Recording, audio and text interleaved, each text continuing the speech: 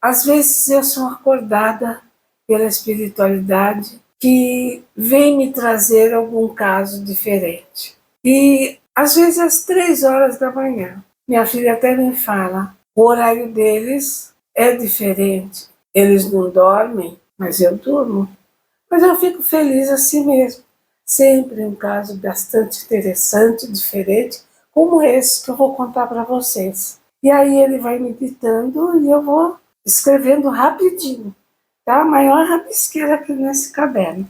E ele diz o seguinte: Inayá, cansada da vida em que vivia no pequeno povoado em Itaporuna, resolveu deixar tudo para trás ao ouvir, desde muito cedo, relatos sobre uma grande cidade chamada São Paulo. As irmãs evangélicas, ao visitar aquele povoado, levando conhecimento àquele povo simples de descendência indígena, levou ao coração da menina Inayá a curiosidade e o sonho de conhecer esse lugar mágico. Assim ela imaginava, um local mágico. As irmãs, levando o ensinamento das primeiras letras, a desenhar seus nomes com lápis no papel, contavam que nessa grande cidade existiam casas tão altas que quase arranhavam as nuvens. E essas ocas, que eles chamam de casas, que eram umas sobre as outras. Imagine, ela imaginava. Sonhava em um dia conhecer essas aldeias com ocas tão altas que o povo mal conseguia ver o céu, a lua e as estrelas. Isso é triste, mas logo ela ficava alegre novamente, pois o desejo de conhecer era muito maior que a tristeza de não conseguir enxergar o céu, a lua e as estrelas. Achava isso lindo, até. Tudo se iluminava ao apertar um pequeno botão. Não havia mata tal como a menina conhecia.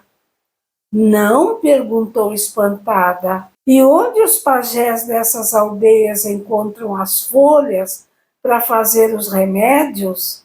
Essas perguntas causavam crises de risos nas irmãs. Era difícil explicar tudo para tão inocente criatura. As irmãs evangélicas ficavam enternecidas com a pureza e a inocência daquelas crianças que as ouviam e, sentadas em tamboretes feitos de troncos de árvores, rodeadas pelas crianças que, sentadas no chão, as escutavam com especial interesse. Seus olhos negros ficavam arregalados, mas Inayá era a mais perguntadeira.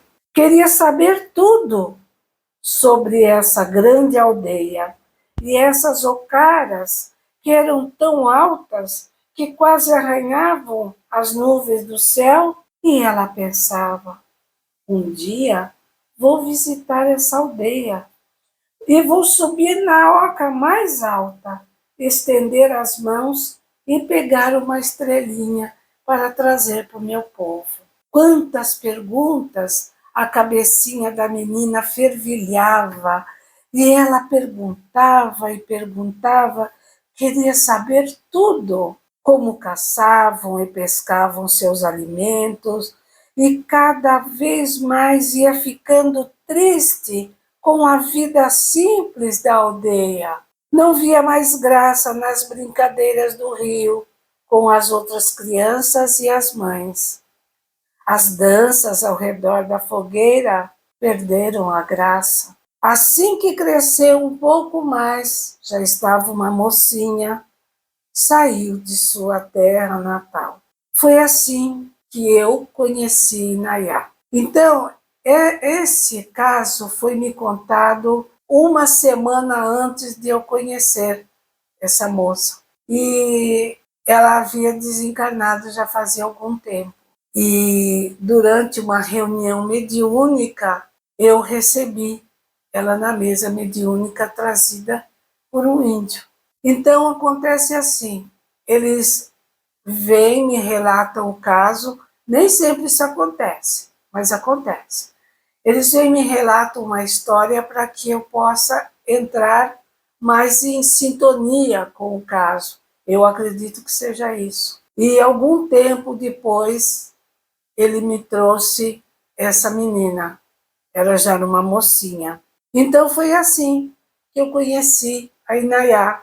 Era uma jovem com longos cabelos e olhos igualmente muito negros. E eu a vi aproximar-se de mim e eu dei passividade a ela. Depois de eu ter descrito, olha, eu estou vendo aqui uma mocinha que eu já conheço a história dela e ela está aqui e ela gostaria de conversar, ela está muito triste.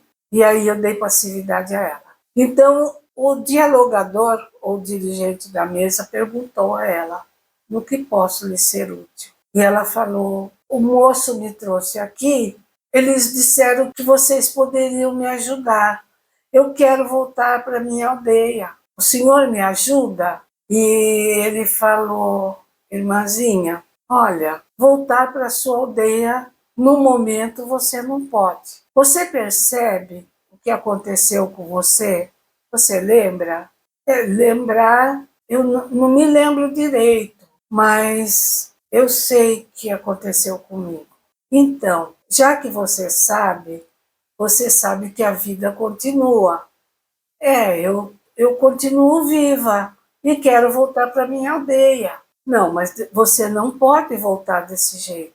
Então, fazer o seguinte: você acompanha esse irmão que lhe trouxe e ele vai levar você para um tratamento.